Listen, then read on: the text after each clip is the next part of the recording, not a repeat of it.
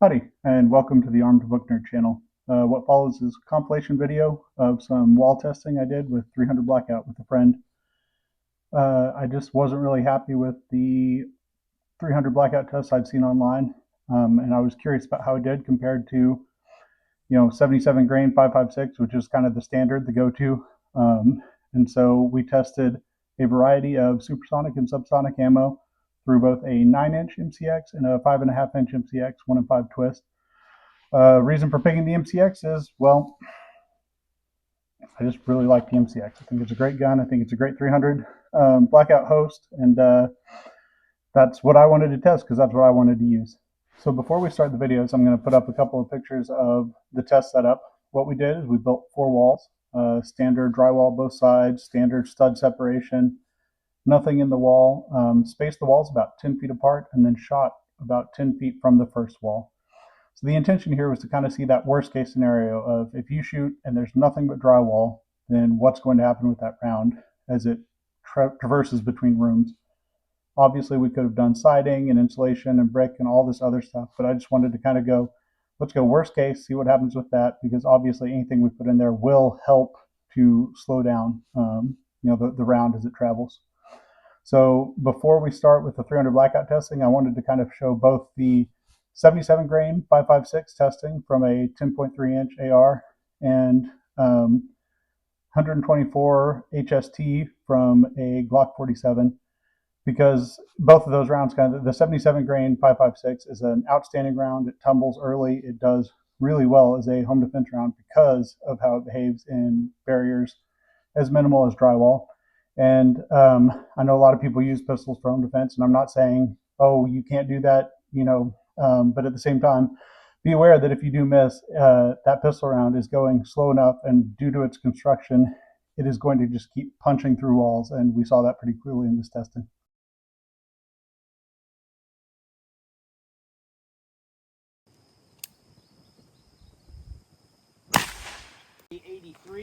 All right. Clear? Okay. Clear. All right. In, out. Boy, it looks like it's already tumbling there. Out. In.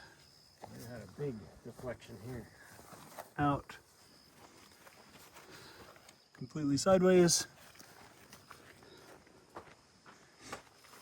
And completely sideways.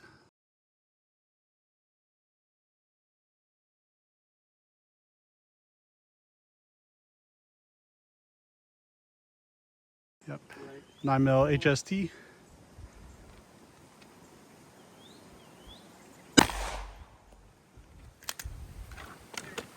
All right. In. Out. In. Out. Oh, there it is. Out. That's what I was expecting. Out. Nice clean hole.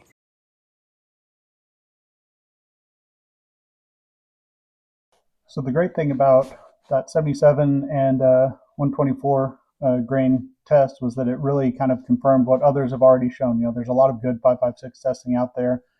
There's good pistol, penetration testing, and yeah, 77 grain tumbles even when it hits drywall, which is great. That means it's slowing down, it's shedding velocity, it's providing less of a risk to someone on the other side of that wall. Not no risk, but it's certainly less of a risk than a round that continues to punch straight through with no deflection and no loss of velocity. Next up, we're doing the 110 grain TAC TX. This is one of my favorite 300 Blackout rounds. It's a fantastic round, has a great reputation.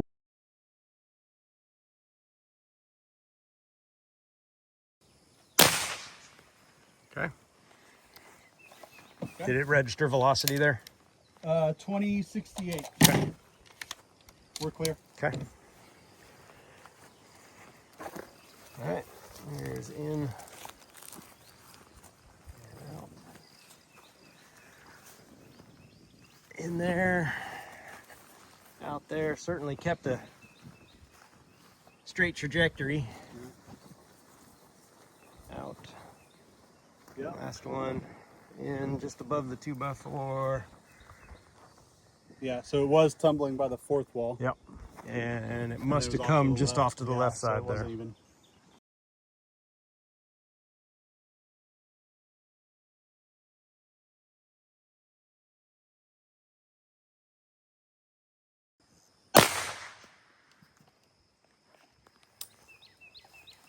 Okay, clear. Did it pick up velocity? 1848. Okay. And right there. Out there. In. Out. Interesting. Definitely. That's pretty cool. Okay. Open it up a bit. There we go. And out. And we just missed again off of Okay. our target here.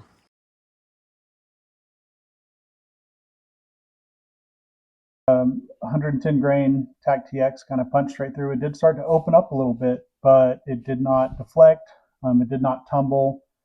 And, you know, I was kind of afraid that all the 300 blackout ammo was going to wind up doing that because that's what 7.62 by 39 does. And I was afraid that the supersonic stuff was going to all kind of behave like that. But we did see a few little variations as we went. Moving on, let's head to the Hornady 110 grain VMAX.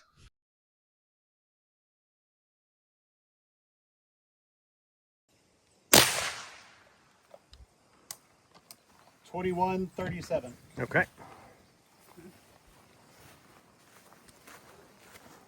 There's in and out. In right there. Out there. Okay. And it looks like Yep, breaking apart. it started to break apart. I got 3 pieces there. Yep. Looks like they all exited. I got one there. Given how high those two exited, they may have Gone over top. past. Yeah. And But then we there's did get one. one piece. Yeah. Yeah, sorry, the exit right there. And one piece on target. Okay.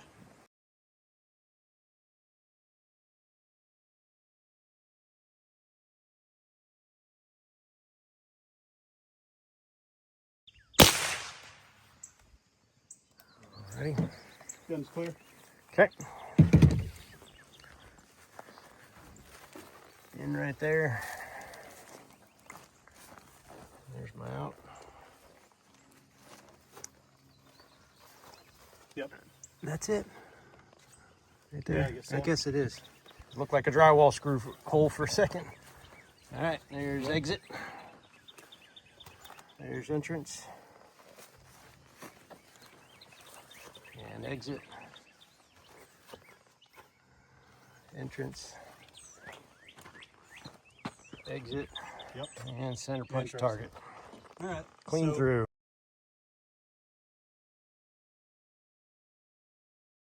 So the 110 grain VMAX did fragment in the 9-inch gun. However, those fragments continued to kind of penetrate well as they went. We did not see any tumbling or fragmentation in the 5.5-inch gun, but it did make me feel relieved that, you know, we at least saw some difference depending on velocity between the 9-inch and the 5.5-inch gun, because otherwise I was wasting a lot of ammo and poking a lot of holes for nothing if everything behaved the exact same through both guns. But as we'll see in some other tests as well, velocity can definitely change how some of these rounds penetrate. Moving on, next we're doing a really interesting round. It's the 85 grain Spicy Boy from Phantom Defense. And the velocity numbers on this one are crazy.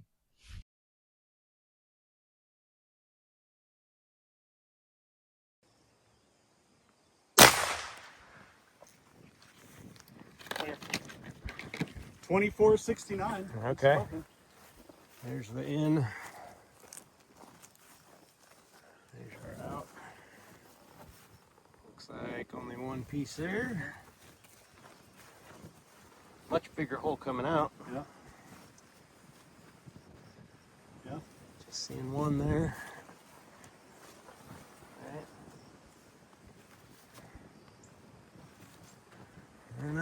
looks like it pretty much stayed together.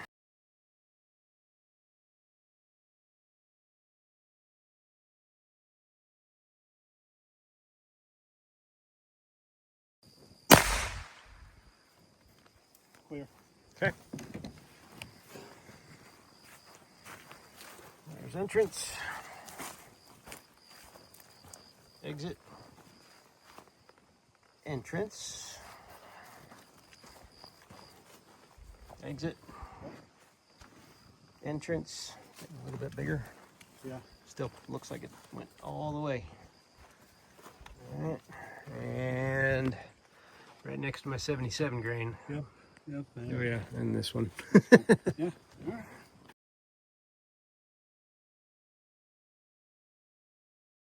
So the 85 grain Spicy Boy is definitely an interesting round. We saw really high velocity numbers.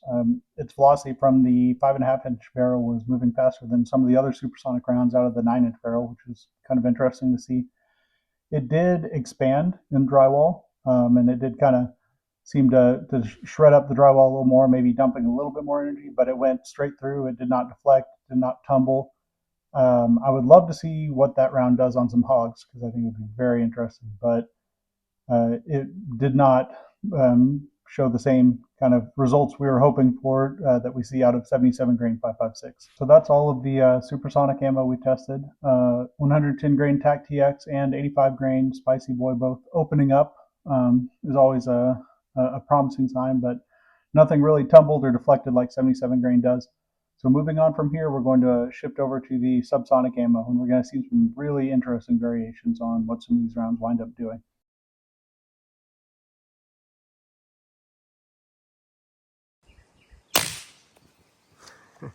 Clear. Okay. There's our entrance. Nice clean hole. Yes. And a very clean exit. Another clean entrance. Yeah, it's going to be clean all the Yep. way through. Exit. Entrance. Exit. Entrance. There's my exit, and got him in the shoulder. Nice and clean hole. Yeah.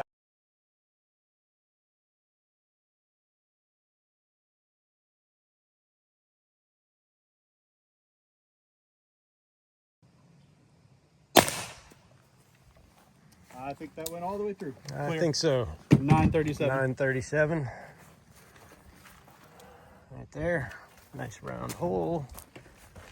And another nice round hole. I got a little bit of a deflection, perhaps. Okay. Maybe. Yeah. Okay.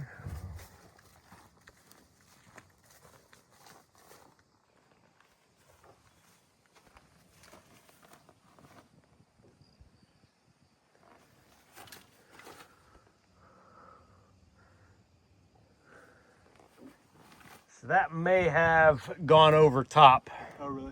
Okay. So it is deflecting. But... Yeah. Okay.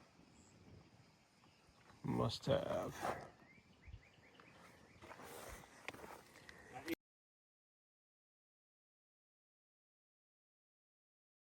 So the first subsonic round we tested was a SIG 220 grain OTM, and out of the 9-inch gun, honestly, it looks a lot like the 9mm round, doesn't it? It just kind of punched straight through without doing anything.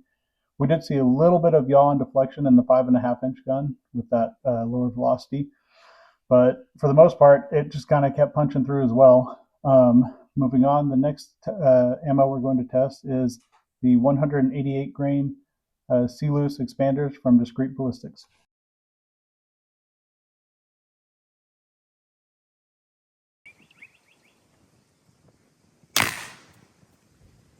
Clear. So a lot more dust came out of the walls on that one. Okay. So that might be kind of interesting.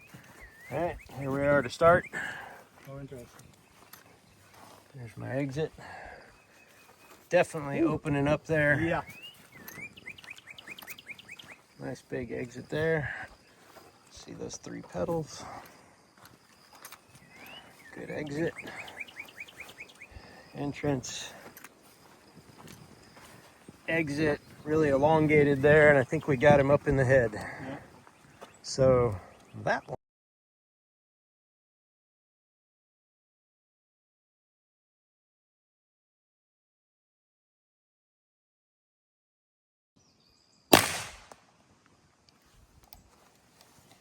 Clear. Okay. There's in and out. Expanding and out.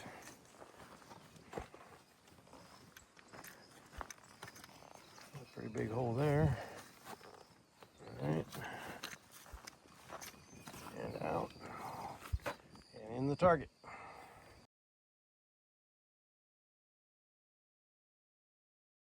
So 188 grain sealess machined expanders from Discreet Ballistics.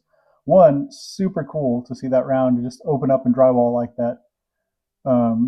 However, even though it opened up, the round did not tumble until after the fourth wall in the 9-inch gun. And then the 5.5-inch gun, it just kept going straight through. It was pretty cool to see the difference in how much the round opened in just drywall between the 9-inch gun and the 5.5-inch gun, especially since we're only looking at about a 70 foot per second difference in velocity.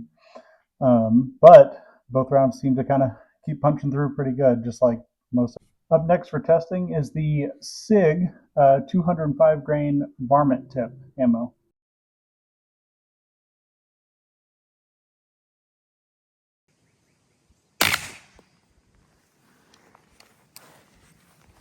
Clear. Okay. There we're in. I saw that extra hole. It was just a drywall. It looks like it might be tumbling there. Huh.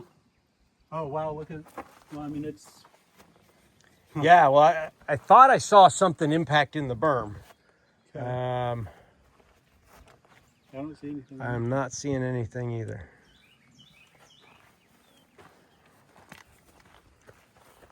I mean, that would be a huge deflection for it to take. Yeah. I thought I saw something hit up fairly high. Huh. Not seeing anything. Nope. Yeah, on the targets or anything. Uh-uh. Okay.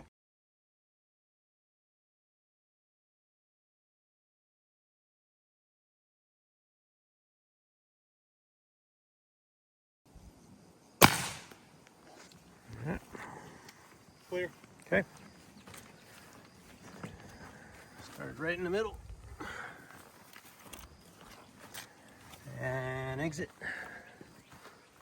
Entrance. Exit. Looks like maybe starting to tumble just a tad. Oh, and then it definitely tumbled there. Okay. That's going in. And out. That's pretty cool. Yep. And there we are into the target.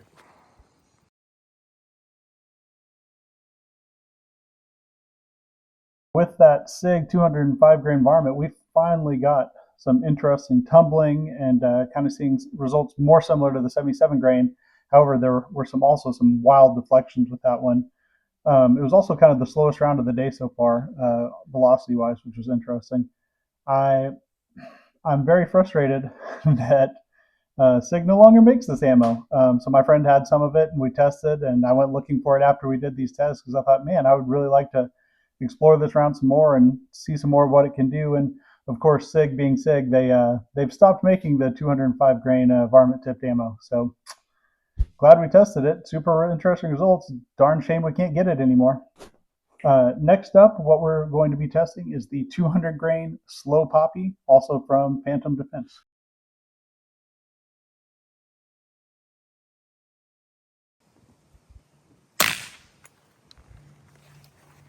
Clear.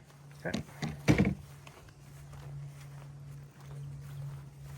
Entrance. Exit. Entrance.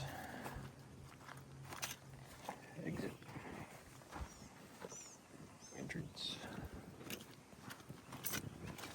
Exit.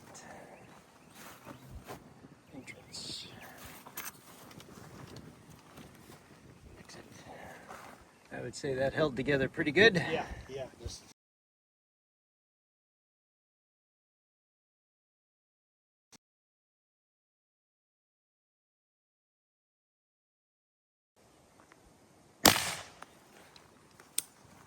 clear. In, out, in, out, in, out, in.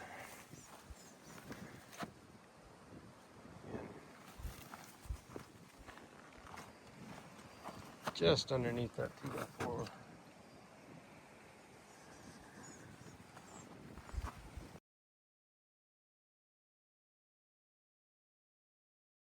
So 200 grain slow poppy from Family Defense. Just like their Spicy Boy, the velocity was great. It was just barely subsonic. It was faster out of the 5.5-inch gun than some of the other subsonic loads were out of the 9-inch gun again. Really interesting ammo. I think it would probably be really great on animals. However, for drywall, it just kind of went straight through, just like some of the other subsonic. The last subsonic load we tested was 190 grain Hornady Sub X.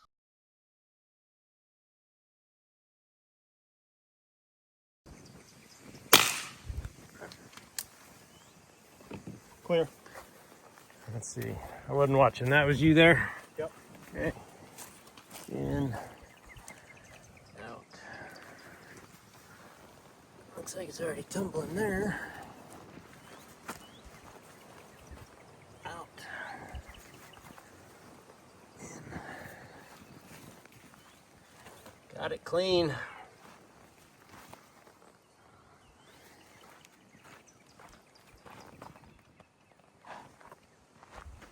And don't see anything on paper.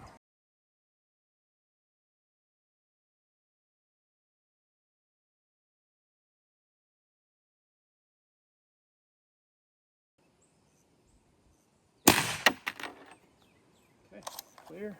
All right. I heard a turkey gobble right before I shot. Yeah. No velocity, damn it. Okay. Clean. Clean. Clean. So, Clean. kind of interesting. There we go. The third wall tumbling. Okay. And fourth wall. Tumbling. And target behind.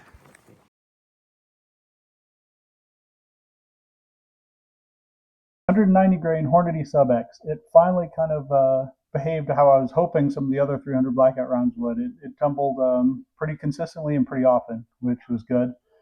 I know people have kind of mixed opinions about Sub X as a hog round, as a hunting or defense round, but its behavior through drywall was definitely the most promising of the day that we saw. I'm glad we tested it. Definitely an interesting round. I want to keep messing with. So that kind of sums up the compilation of videos. Some final thoughts. I was really hoping to find a 300 blackout round that would behave similarly to 77 grain 5.56. I don't really think we found one.